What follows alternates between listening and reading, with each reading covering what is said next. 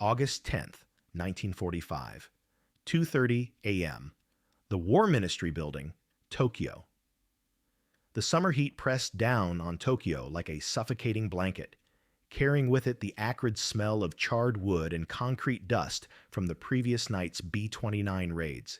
Inside the Imperial Japanese Army's War Ministry, the only sounds cutting through the oppressive silence were the methodical clicking of an abacus and the soft scratching of brushes against rice paper. Colonel Masahiko Takeshita sat hunched over intelligence reports, his uniform jacket unbuttoned, sweat beading on his forehead as he calculated figures that would have been unthinkable just months earlier. The numbers told a story that no amount of spiritual conviction could alter. Hiroshima had been obliterated 4 days ago by a single American bomb.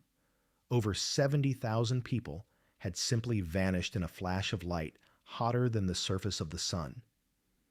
But it was not just the death toll that kept Takeshita awake in these early morning hours. It was the realization that everything he had believed about warfare, about Japanese superiority, about the divine protection of the homeland, had been rendered meaningless in less than a second. Outside his window, the first pale light of dawn was beginning to creep across the ruins of what had once been the most powerful military empire in Asia. In a few hours, the Supreme War Council would convene to decide Japan's fate. But in this moment, in the pre-dawn darkness of a nation teetering on the edge of extinction, Colonel Takeshita represented the last generation of Japanese officers who still believed that spiritual strength could overcome material disadvantage.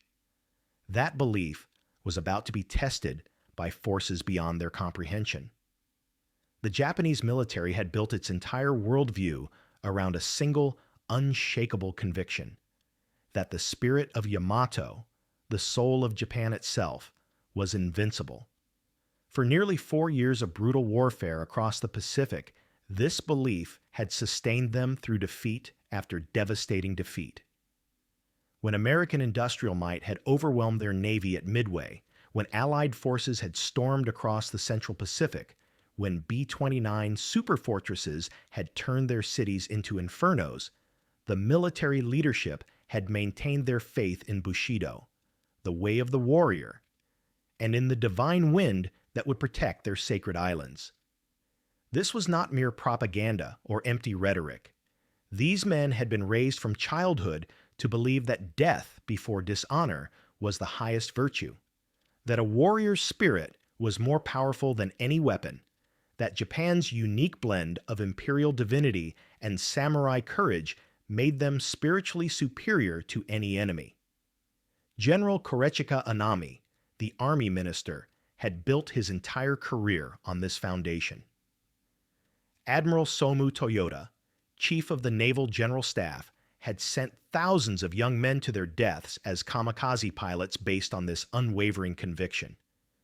But the atomic bomb had done something that no conventional weapon could achieve. It had not merely killed Japanese soldiers and civilians. It had killed the conceptual framework within which Japanese resistance had meaning. How could Bushido face a weapon that could erase entire cities in seconds? What use was the willingness to die when the enemy possessed the power to make death instantaneous and unavoidable for hundreds of thousands at once? The Japanese military elite had expected their American enemies to be soft, decadent, unwilling to make the ultimate sacrifices that warfare demanded. They had studied American culture and concluded that a nation obsessed with material comfort could never match Japanese spiritual discipline. American soldiers, they believed, would break when faced with the fanatical resistance that had characterized Japanese fighting throughout the Pacific War. The planned invasion of Japan would become a bloodbath that would force the Americans to negotiate a peace that preserved Japanese honor. But on August 6, 1945, at exactly 8:15 a.m., the Enola Gay had released a single bomb over Hiroshima. The explosion generated temperatures of over 3,000 degrees Celsius at ground zero.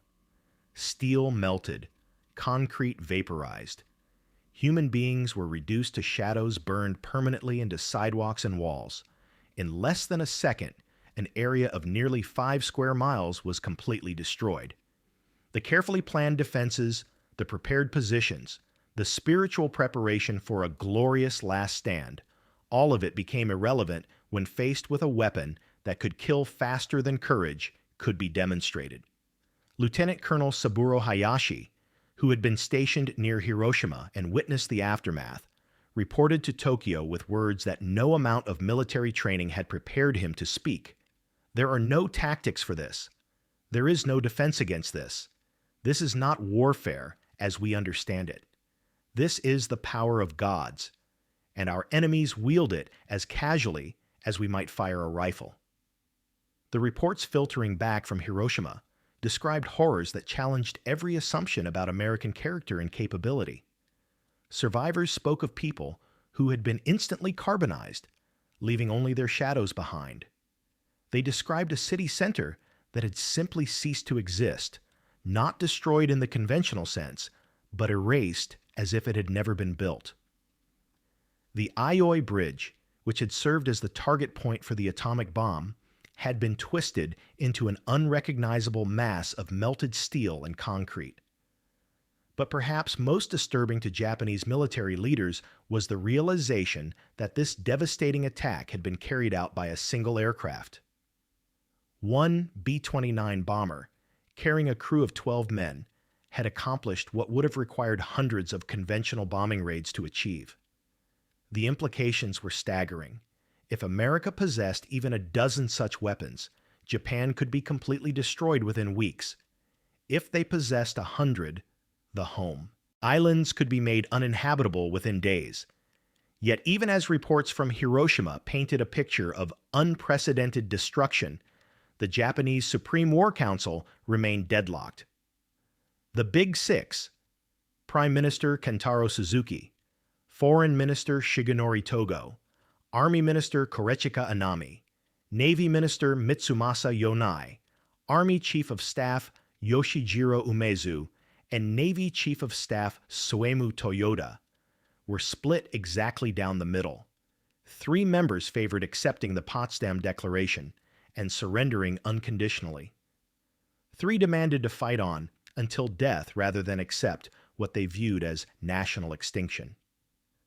General Anami, speaking for the military faction, argued that the American atomic bomb was a desperate bluff designed to break Japanese morale.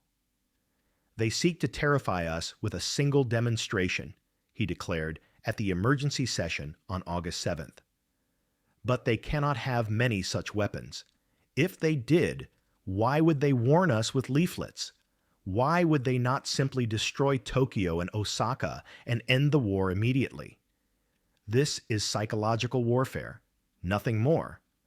The spirit of Japan cannot be broken by any weapon, no matter how terrible."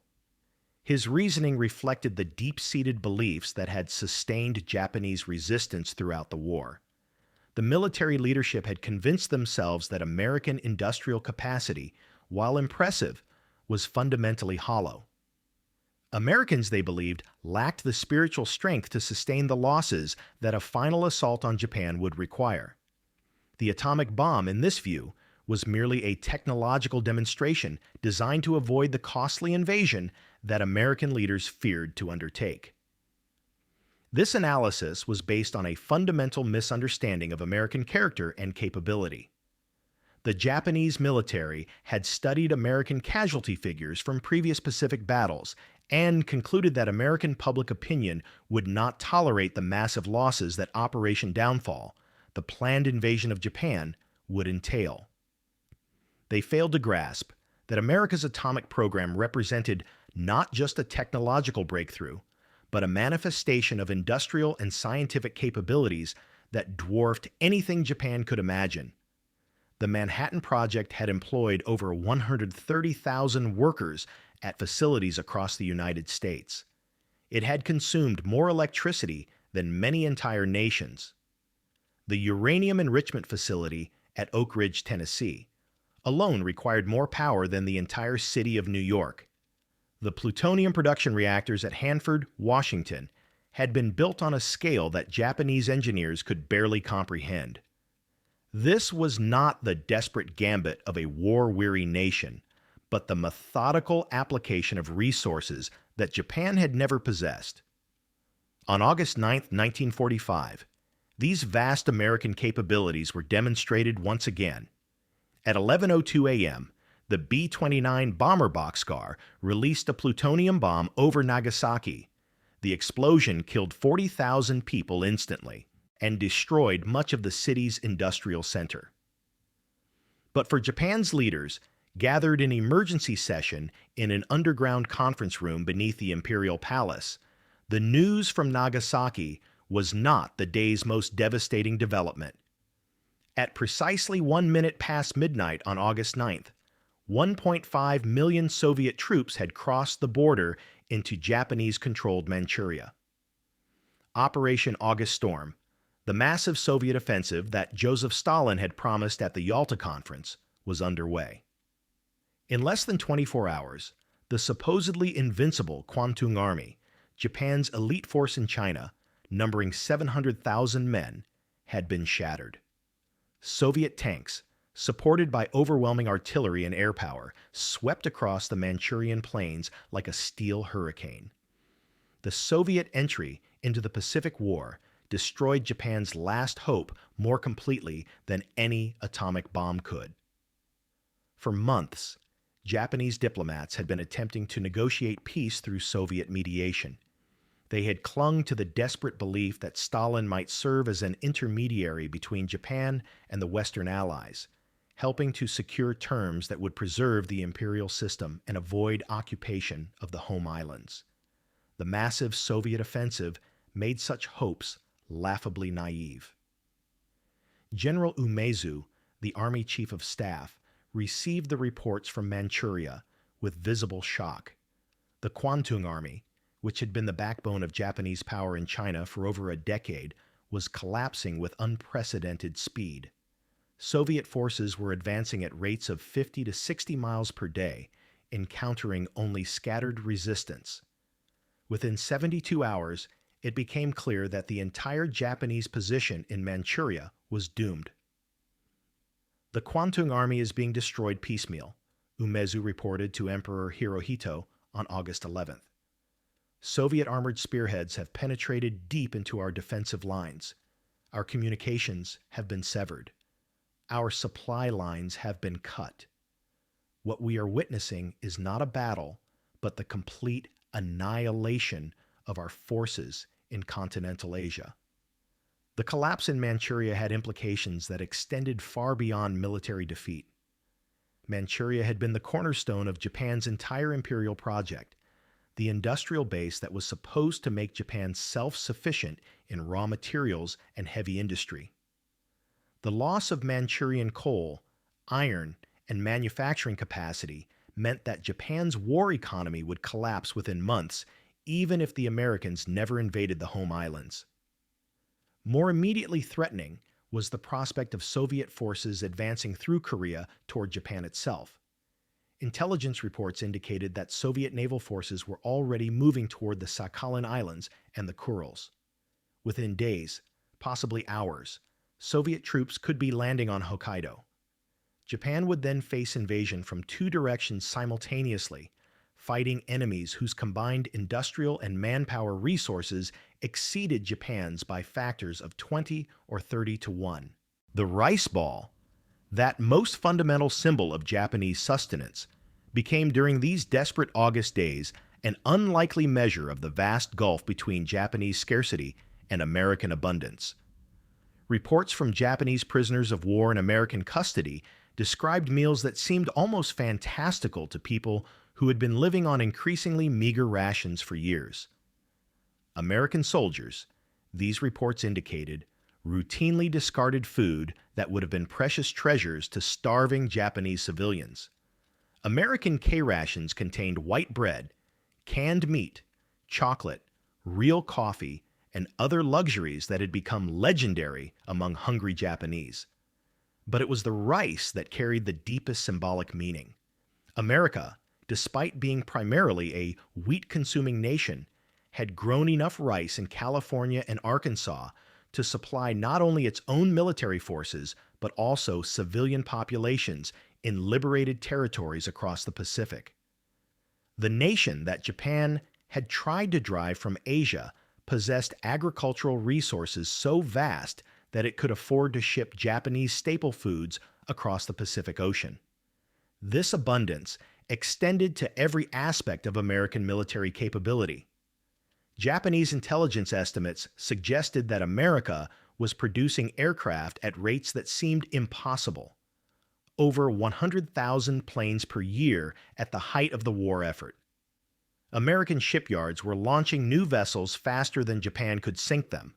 American factories were producing ammunition, vehicles, and equipment in quantities that exceeded Japan's total wartime production within a matter of months. Colonel Takeshita, analyzing these figures in his sweltering office, understood what many of his colleagues refused to acknowledge. Japan was not fighting a war against American military forces. It was fighting against American industrial civilization itself. The atomic bombs were merely the most dramatic manifestation of a productive capacity that had already overwhelmed Japan's ability to resist. The rice in American rations represented the same underlying reality. A nation so wealthy that it could afford to be wasteful with resources that Japan desperately needed. On August 10th, the Japanese government sent a conditional offer of surrender to the Allies through Swiss diplomatic channels. The message indicated Japan's willingness to accept the Potsdam Declaration, with the understanding that the said declaration does not comprise any demand which prejudices the prerogatives of His Majesty as a sovereign ruler. This carefully worded statement represented the first crack in Japan's absolute resistance, but it also revealed how completely the military leadership misunderstood their situation.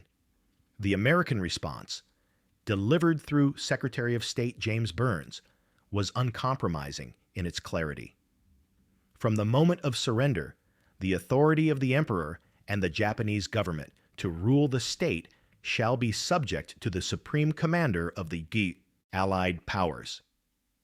There would be no negotiation, no preservation of the old order, no face-saving formulas that might allow Japan's leaders to pretend they had not been utterly defeated.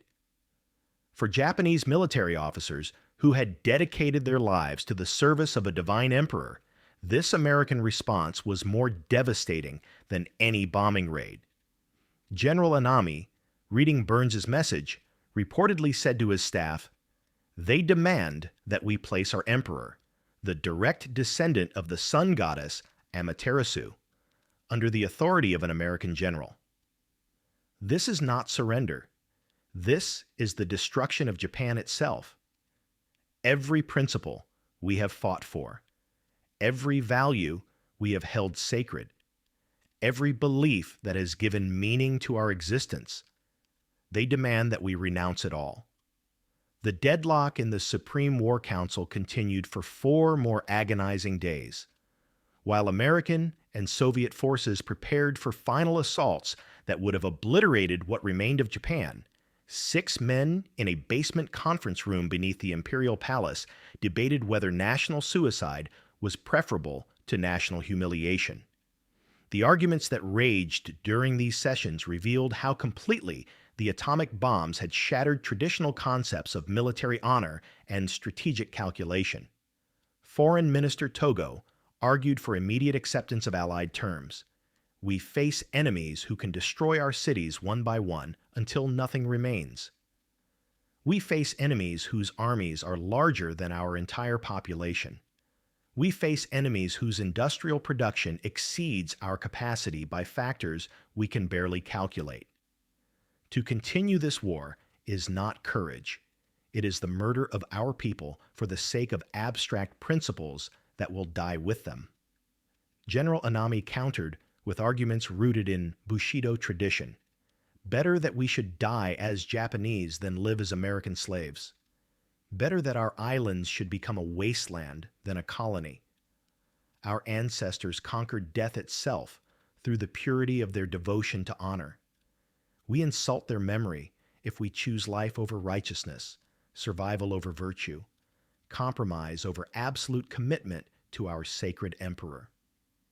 These debates took place while American aircraft dropped leaflets over Japanese cities, warning civilians to evacuate areas targeted for destruction. The leaflets, written in Japanese, carried a message that was both compassionate and terrifying. Your government has been given an opportunity to surrender. If they do not accept our terms, we will be forced to destroy your cities one by one until nothing remains. Evacuate these areas immediately. Save yourselves while there is still time. The psychological impact of these warnings was profound. Japanese civilians, who had been told repeatedly that American barbarism knew no limits, found themselves being warned to flee before attacks that could easily have been launched without warning. The leaflet suggested an enemy who possessed not only overwhelming, destructive power, but also moral restraint in its application, a combination that undermined everything Japanese propaganda had claimed about American character. On the night of August 14th, as the Supreme War Council remained deadlocked and Emperor Hirohito prepared to make the unprecedented decision to break the tie through direct imperial intervention, a group of Japanese officers made their final desperate attempt to prevent surrender. Major Kenji Hatanaka and his co-conspirators had spent days forging orders and recruiting imperial guards for what would become known as the Kyujo incident. Japan's last military action of World War II, conducted not against foreign enemies, but against their own emperor's decision to end the war. Hatanaka's plan was elegant in its desperation.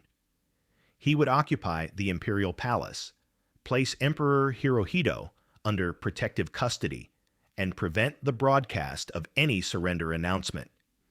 Without the emperor's voice ordering surrender, Hatanaka believed, the Japanese people would continue fighting until death rather than accept defeat. The war could continue, and Japan could die with honor intact rather than live with the shame of occupation.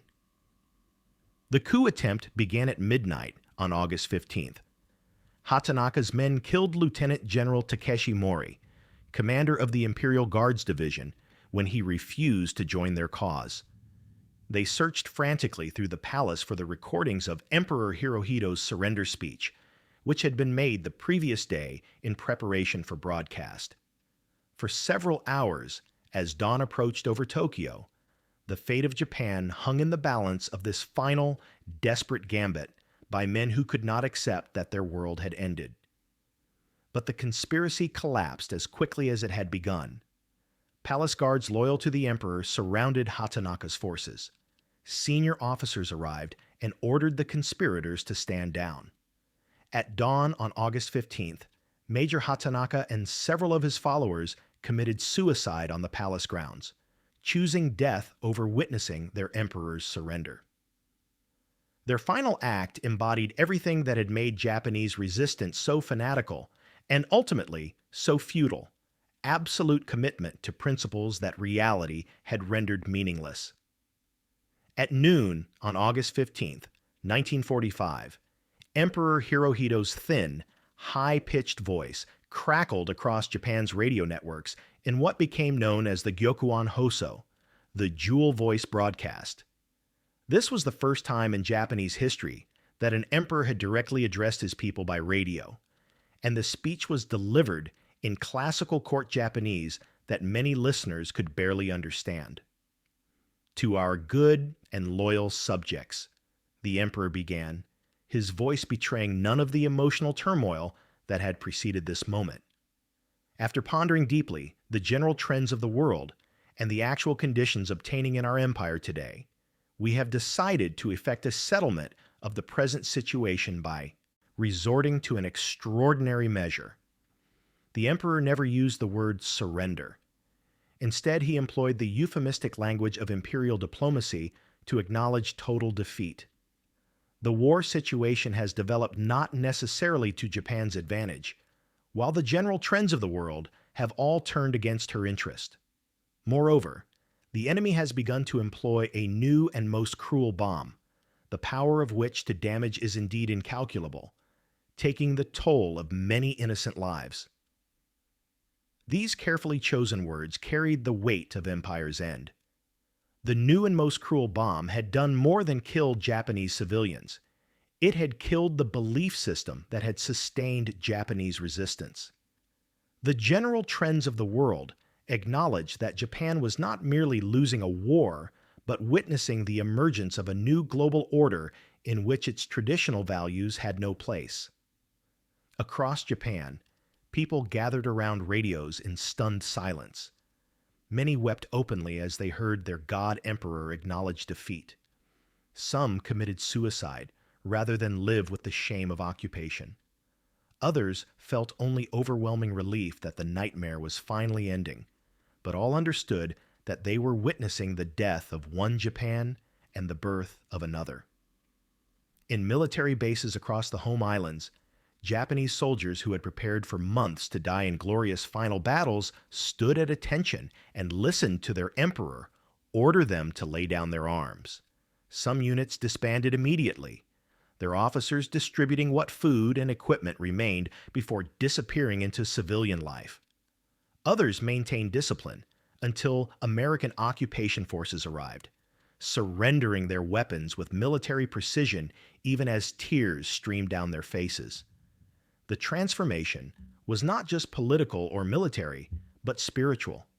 Lieutenant Hiroshi Yanagida, a kamikaze pilot who had been scheduled to make his final flight on August 16th, wrote in his diary, "I had prepared my soul for death. I had written my final letters, performed my purification rituals, and accepted that my body would become a weapon for the emperor.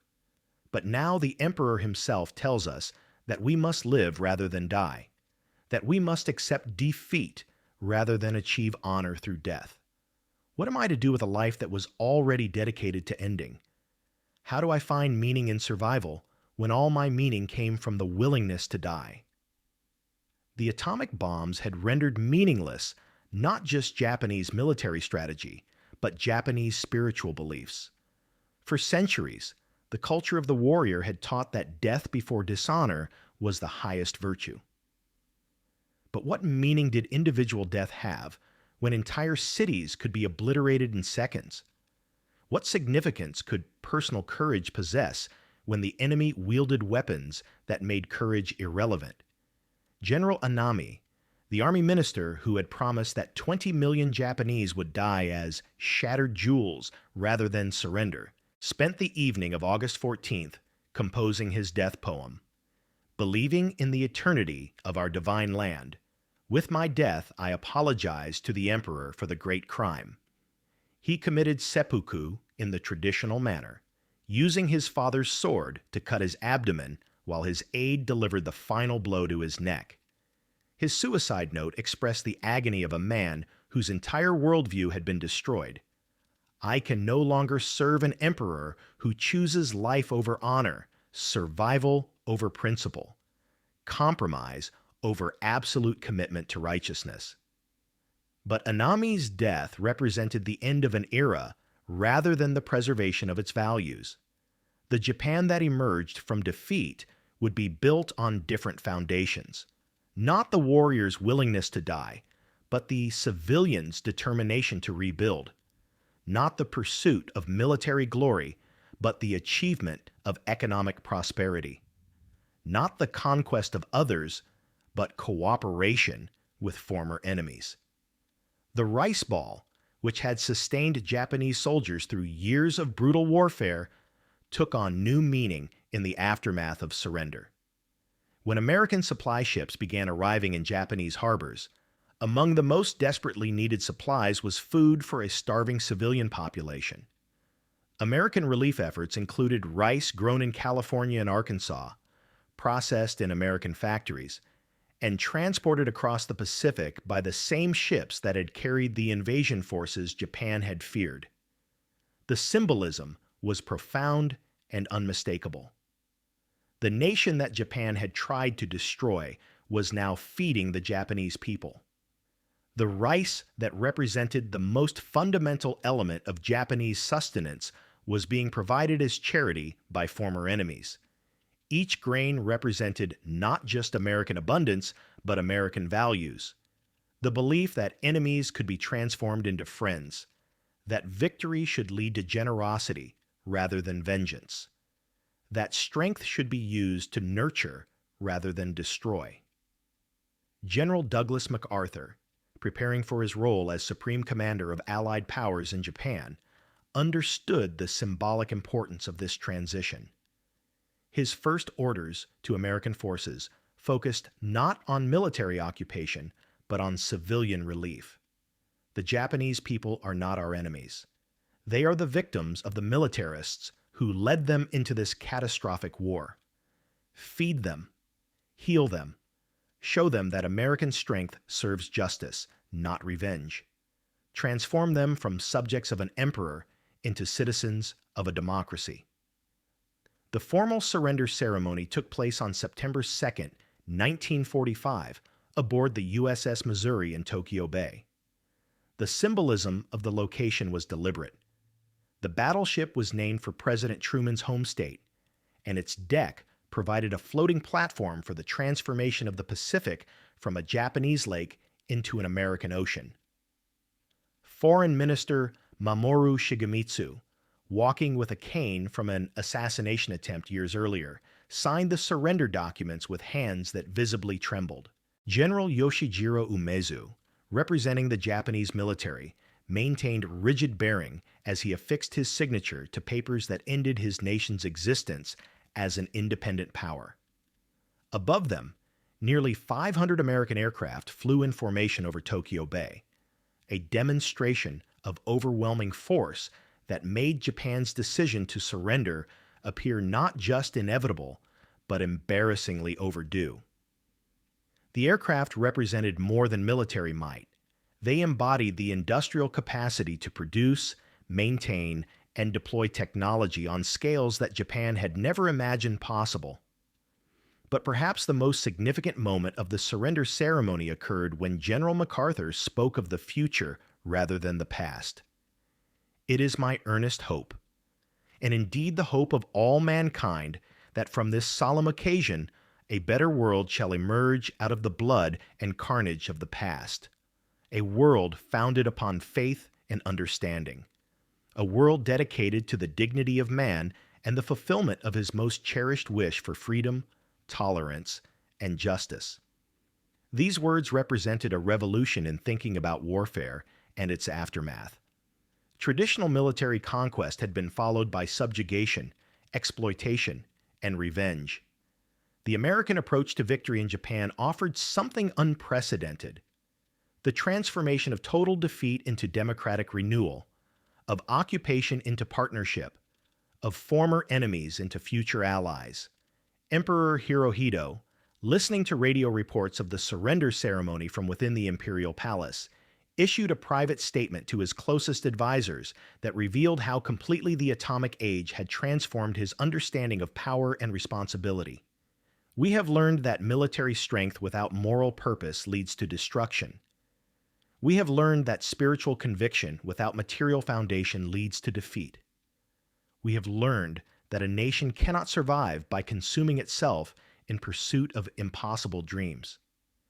But most importantly, we have learned that true strength lies not in the willingness to die for abstract principles, but in the wisdom to live for concrete human values. The mushroom clouds over Hiroshima and Nagasaki cast shadows that extended far beyond the physical destruction they caused. They marked the end of an age when nations could believe that spiritual strength alone could overcome material disadvantage, when courage and sacrifice could substitute for industrial capacity and scientific knowledge, when the willingness to die could triumph over the ability to produce and innovate. Japan's resistance had collapsed not because its soldiers lacked courage or its people lacked determination, but because the atomic bomb had rendered traditional concepts of military virtue obsolete. The rice ball, passed from American hands to Japanese mouths in the aftermath of surrender, carried within it a promise that the new world emerging from the ashes of the old would be built on different foundations, not the warrior's code of death before dishonor, but the citizen's commitment to life, prosperity, and peaceful cooperation with former enemies. The transformation was complete, but not without cost. Japan had lost not just a war, but an entire way of understanding itself and its place in the world. The price of learning that spiritual strength without material foundation leads to defeat was paid in the lives of millions of Japanese soldiers and civilians.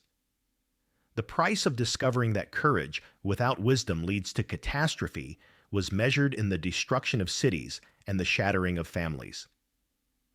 The price of realizing that the willingness to die is meaningless without the knowledge of how to live was calculated in years of suffering that could have been avoided if Japan's leaders had understood sooner that the world had changed beyond their comprehension.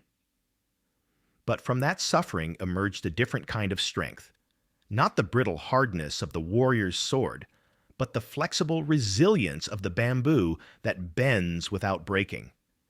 The Japan that rose from defeat would become not a military power, but an economic miracle. Not a conqueror of territories, but a creator of prosperity. Not an enemy of democracy, but one of its most successful practitioners. The rice ball, symbol of basic human sustenance shared between former enemies, became the foundation of a peace that would endure long after the memory of war had faded into history. The symbol that best captured this transformation was not the mushroom cloud over Hiroshima or the surrender ceremony on the Missouri, but something far simpler: American chocolate distributed to Japanese children in the months following occupation. That chocolate, manufactured in American factories with ingredients from around the world, packaged with machinery that Japan could not reproduce, distributed with a casualness that revealed vast abundance, represented the true power that had defeated Japan. Not merely the ability to destroy, but the capacity to create, to produce, to provide abundance so complete that warfare itself became unnecessary. The children who received that chocolate would grow up in a Japan transformed by the recognition of American abundance. They would attend schools built with American aid, study sciences developed in American universities, work in industries created with American technology. They would live in a democracy inspired by American ideals, protected by a constitution written under American guidance, sustained by an economy integrated into an American-led global system. The Bushido Code that had proclaimed death before dishonor would give way to values that celebrated life, prosperity, and peaceful cooperation. The echoes of that August afternoon in 1945, when Emperor Hirohito's voice crackled over radios throughout Japan, continue to resonate today. They remind us that the most decisive battles are not always fought with traditional weapons, that the most complete victories arise not from superior violence, but from demonstrated abundance, that the most lasting peace comes not from conquest, but from the recognition that cooperation creates more prosperity than conflict ever could. The Japanese resistance collapsed not because it lacked courage or dedication, but because it faced an opponent whose vision of human possibility transcended the ancient assumptions that had driven nations to war since civilization began, replacing them with something unprecedented. Abundance so complete that it eliminated the fundamental scarcities that had made warfare seem inevitable. In the end, the atomic bombs that ended World War II did more than demonstrate American military superiority. They revealed American abundance so overwhelming that they transformed the very concept of national power, replacing the ancient cycle of conquest and resistance with a new paradigm where prosperity and peace became not just possible, but inevitable for those wise enough to choose cooperation over conflict.